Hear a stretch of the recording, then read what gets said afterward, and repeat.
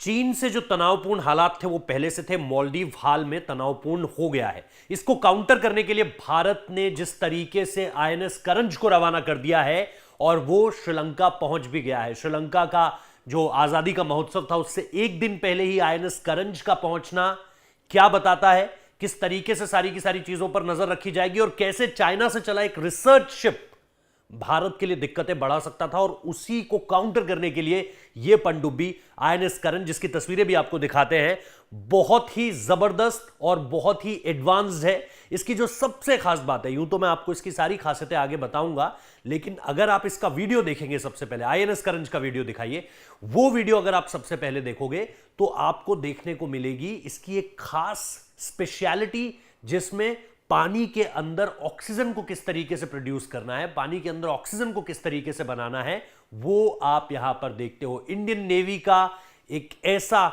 शस्त्र जिसे आप सीधे तौर पर कह सकते हो कि दुश्मन के दांत खट्टे कर सकता है।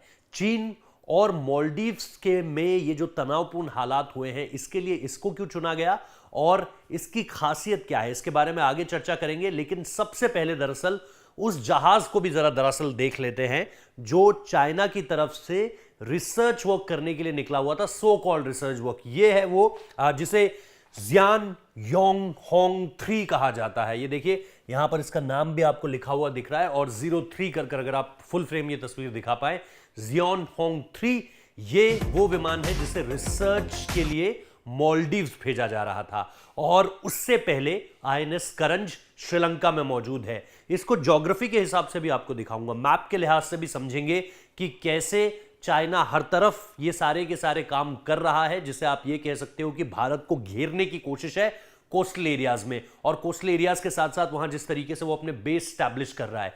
लेकिन आपके जहन में भी सबसे बड़ा सवाल यही होगा कि माफी चाहता हूं कि आईएनएस करंज ही क्यों।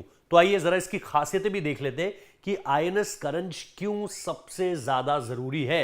अगर आप देखें तो क्यों सबसे ज्यादा जरूरी है, इसकी कुछ खासियतें देखिए आप। सबसे पहले इंडियन नेवल सर्विस, जो आप आईएनएस में आईएनएस लगाते हैं आगे करंज, देखिए करंज का मतलब आतिशबाजी भी होता है, यानी एक तरीके से ध्वस्त कर देना सामने वाले अपने दुश्मन को। स्कॉर्पियन श्रेणी की तीसरी पनडुब्बी है, ये एक स्वदेशी पनडुब्बी है, मेक इन इंडिया है, जिसे मेक इन इंडिया के तहत बनाया गया है। ये पनडुब्बी अपने लक्ष्य पर सटीक निशाना लगाने में पूरी तरीके से माहिर है। इसके अलावा 67.5 मीटर लंबी और 12.3 मीटर ऊंची है। इसका वजन 1565 टन है।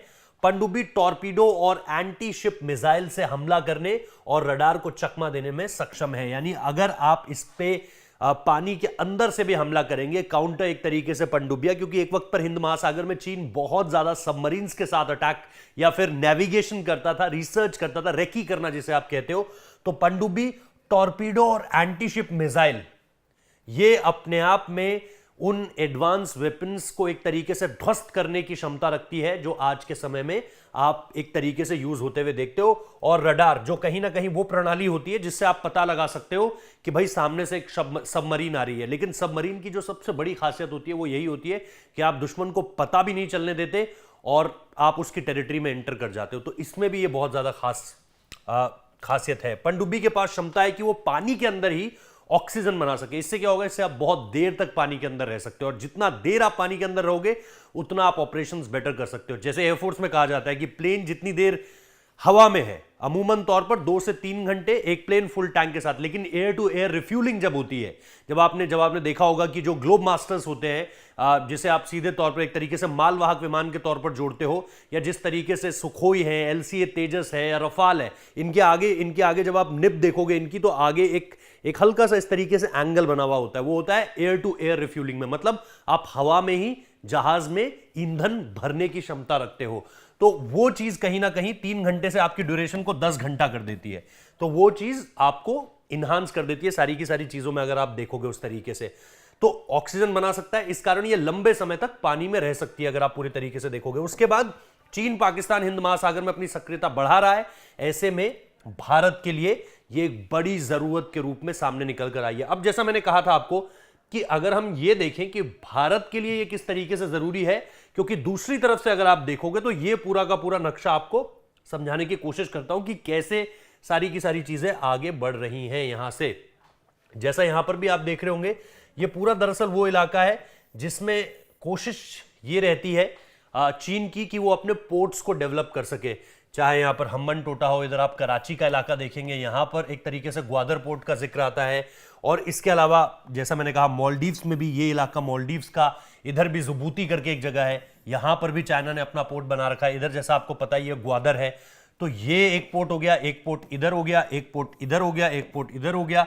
इधर भी लगातार जिस तरीके से, जैसे आप कहते हो मलक्का स्ट्रेट ऑफ मलक्का जिसे आप सीधे तौर पर कहते हो, तो वो चीज कहीं ना कहीं बहुत ज्यादा इंपॉर्टेंट हो जाती है। तो आप समझिए कि भारत का यहां पर तैनात करना अपनी आईएनएस करंज को, और इसके साथ साथ जो लक्षद्वीप को लेकर के भी जो प्रधानमंत्री नरेंद्र मोदी का विजन है, वो सिर्फ टूरिज्म को लेकर के नहीं है, वो एक तरीके से अपनी टेरिटरी की रक्षा करने के लिए भी है, जो आपको इस तरीके से समझ में आती है कि अब देखिए वहां पर जैसे हम्बन टोटा का जिक्र है, इस तरफ एक जगह पड़ती है हम्बन टोटा पोर्ट करके, जिसे कहीं ना कहीं चाइना ने बहुत हद तक कोशिश करी है कि वो अपने हिसाब से आगे बढ़ा सके।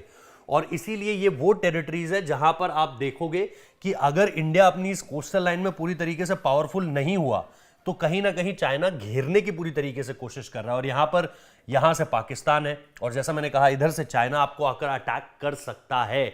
इसीलिए जब आप देखते हो कि जो हम लगातार वाटर एक्सरसाइजेस भी अपनी करते हैं, उसमें हम अमेरिका और इसके साथ साथ आप देखोगे कि बाकी जो फर्स्ट वर्ल्ड कंट्रीज हैं, जिसमें आप जापान को वहां पर रखोगे पूरी तरीके से, वो एक्टिविटीज हमारी यहां पर ज्यादा होती है, और उनके जो एडवांस शिप्स हैं उनके साथ होती है, वो कहीं ना कहीं यहां पर आकर एक तरीके से भारत को सपोर्ट करने का काम करते हैं। तो वो चीज बहुत ज्यादा जरूरी हो जाती है।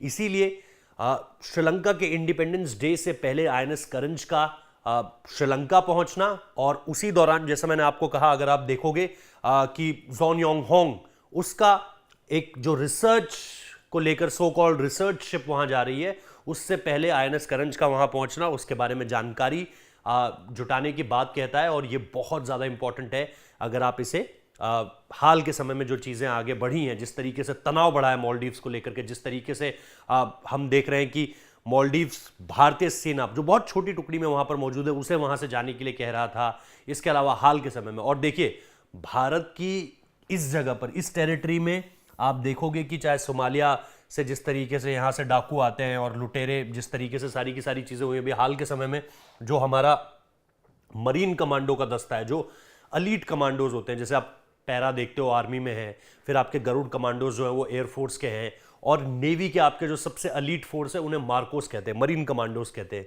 तो उन्होंने इस पूरे के पूरे एरिया को इस वक्त पर अपने कंट्रोल में लेकर रखा हुआ है। यहां पर कुछ भी होता है, बीते एक महीने में आपने 3 से ज्यादा घटनाएं देख ली हैं, जब कहीं ना कहीं कोई हमला हुआ या किसी तरीके से उठाया गया लोगों को, चाहे वो फिर पाकिस्तान के ही क्यों ना हो, उन्होंने भी शाबाशियां दी है कि इंडियन मार्कोस की वजह से आज हम जिंदा हैं या हम बच गए एक तरीके से। तो इंडिया ने यहां पर अपने आप को स्ट्रांग करने के लिए, इंडिया ने यहां पर अपने आप को मौजूद रखने के लिए इंडियन नेवी सर्विसेज को पूरी तरीके से हर ओर से तैनात कर दिया है। और अब देखना यह है कि यहां पर चीन की गतिविधि किस तरीके से बढ़ती है और मालदीव्स किस तरीके से सारी की सारी चीजों को काउंटर चाइना के साथ करने की कोशिश करता है। वीडियो इंटरेस्टिंग लगा है तो शेयर कीजिएगा, कमेंट बॉक्स में आकर जरूर बताइए कि आपको इस पूरे के पूरे जो एक तरीके से लक्षद्वीप से जिस तरीके से हमने एक स्ट्रैटेजिक घोषणा की है, टूरिज्म दुनिया को दिख रहा है, लेकिन उसके पीछे जो स्ट्रैटेजिक रणनीति है वो आपको यहां से नजर आएगी। और इसके साथ साथ ये भी बताइएगा कि आप इस पूरी की पूरी घटना को किस तरीके से देख रहे हैं। बहुत बहुत धन्यवाद।